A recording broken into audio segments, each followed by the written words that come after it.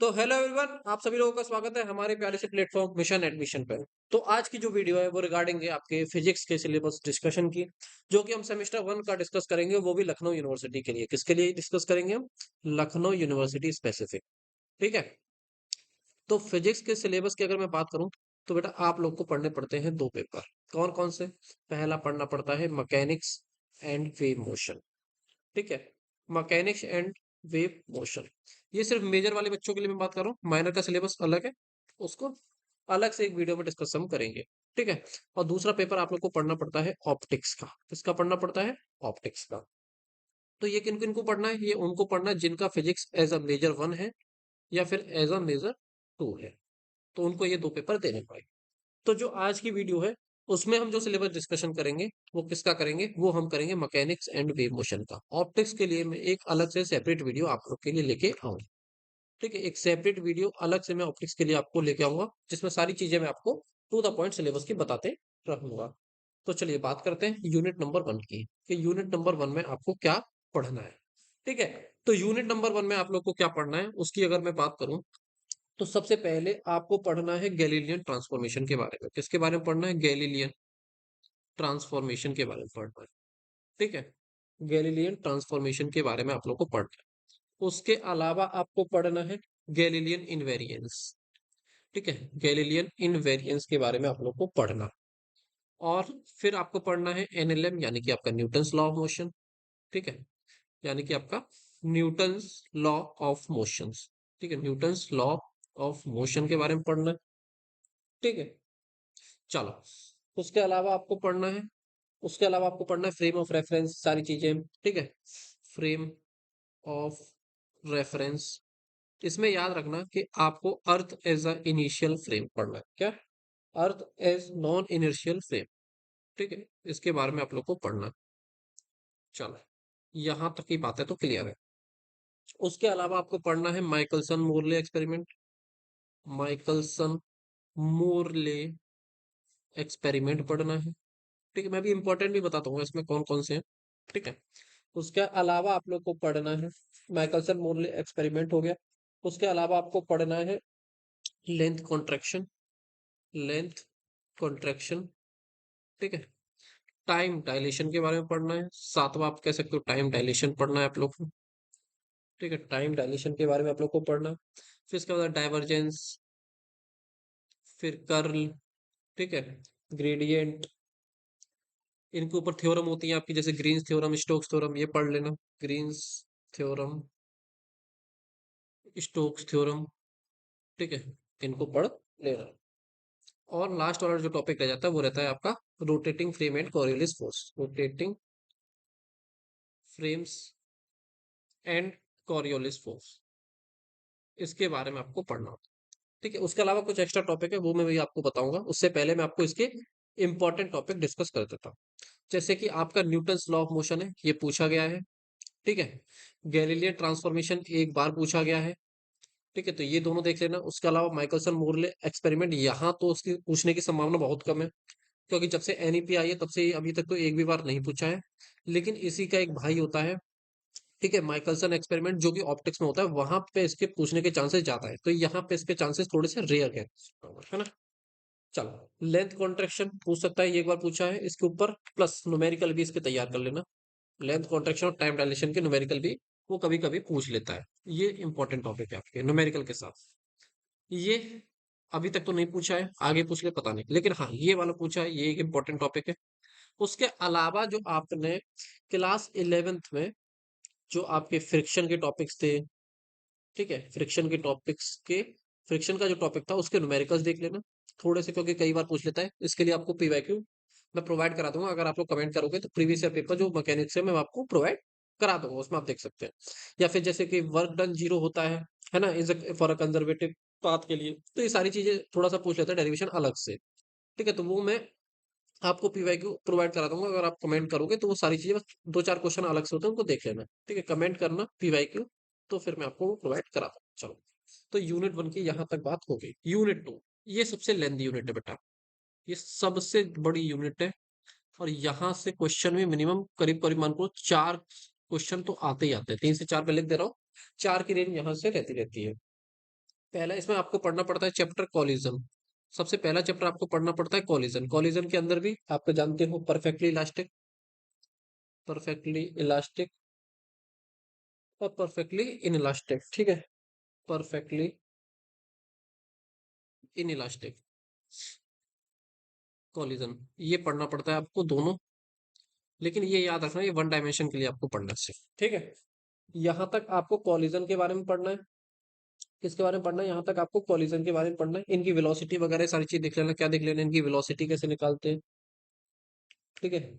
Velocity of particles कैसे निकालते हैं इलास्टिक कॉलिजन में, ये देख लेना आप, ठीक है। ऐसे इसकी भी देख लेना, इसकी वेलोसिटी कैसे निकालते हैं पार्टिकल्स की, इसमें velocity of particles in in elastic collision कैसे निकालते हैं, सारी चीजें इस कॉलिजन चैप्टर के अंदर आप लोग देख लेना। उसके बाद सेकंड चैप्टर जो आपका होता है वो रोटेशनल डायनेमिक्स होता है। कौन सा होता है? रोटेशनल डायनेमिक्स कह सकते हो आप, है ना, ये होता है। इसमें आपको क्या देखना है? इसमें आपको देखना है एंगुलर मोमेंटम, जो आप पहले पढ़ के आए हो क्लास 11th में, ठीक है। एंगुलर मोमेंटम, टॉर्क, है ना, टॉर्क देख लेना, ठीक है। मूवमेंट ऑफ इनर्शिया देखना। इसमें भी इंपॉर्टेंट टॉपिक वो मैं बता दूंगा अभी आप लोग को, ठीक है, जहां से क्वेश्चन आने की संभावना ज्यादा रहती है। रेडियस ऑफ गायरेशन देख लेना, रेडियस ऑफ गायरेशन, ठीक है। Theorem of perpendicular and parallel axis, theorem of perpendicular and parallel axis देख लेना, ठीक है। उसके अलावा आप लोग देख लेना मूवमेंट ऑफ इनर्शिया कैसे निकालते हैं, ठीक है। मूवमेंट ऑफ इनर्शिया कैसे निकालते हैं, किन किन का, जैसे कि आपका हो गया एनुलर डिस्क हो गया, सर्कुलर डिस्क हो गया, सर्कुलर डिस्क, ठीक है। एनुलर डिस्क, एनुलर डिस्क हो गया आपका, जैसे कि सॉलिड सिलेंडर हो गया, ठीक है। सॉलिड सिलेंडर हो गया आपका, स्फेरिकल सेल हो गया, स्फेरिकल सेल हो गया, ठीक है। सॉलिड सिलेंडर हो गया, स्फेरिकल सेल हो गया, हॉलो स्फीयर हो गया, जैसे कि स्फीयर और हॉलो स्फीयर, ये सारी चीजें आप लोग देख लेना, ठीक है। हॉलो स्फेरिकल सेल, ठीक है, हॉलो स्फेरिकल सेल, ये देख लेना आप लोग, ठीक है। उसके अलावा body rolling down in inclined plane, last topic रहता है आपका body rolling down in inclined plane, ठीक है। ये यहाँ तक सेकंड चैप्टर हो जाता है। इसमें एक चैप्टर और बचता है आपका, चैप्टर 3। ये यूनिट 2 ही चल रही है अभी बेटा, मैं यही तो कह रहा था आपकी यूनिट 2 सबसे बढ़िया, चैप्टर 3 यूनिट 2 मैं यहाँ लिख भी देता हूँ, ठीक है। ये है आपकी, ये जो यूनिट है बेटा, वो आपकी इलास्टिसिटी की यूनिट है। किसकी? इलास्टिसिटी की।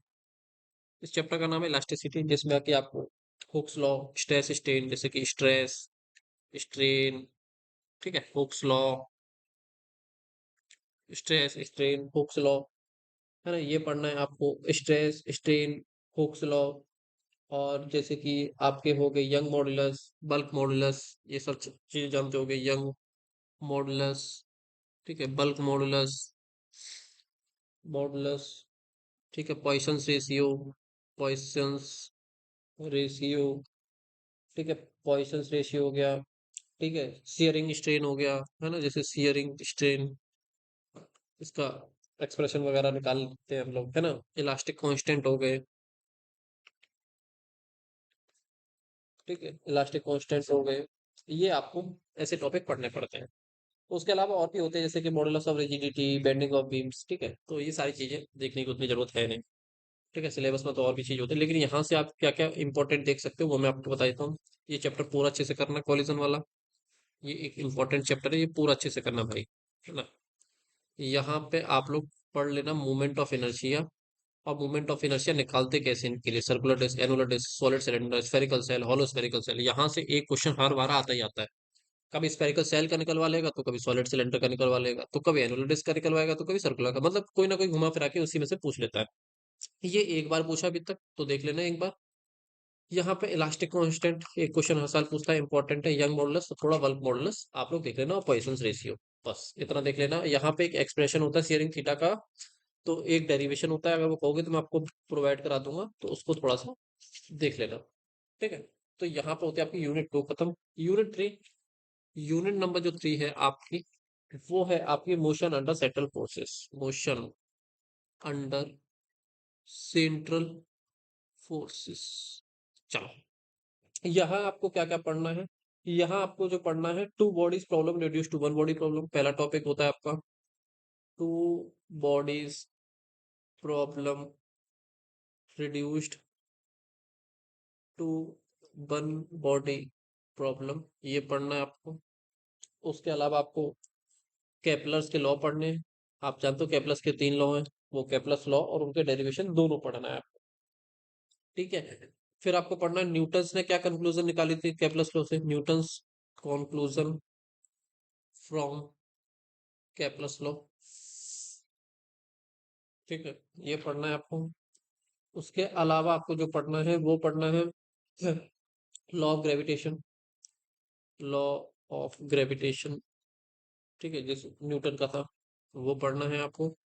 पांचवा आप कह सकते हो आपको जो पढ़ना है वो पढ़ना है आपका इनवर्स स्क्वायर लॉ। ठीक है, इनवर्स स्क्वायर लॉ।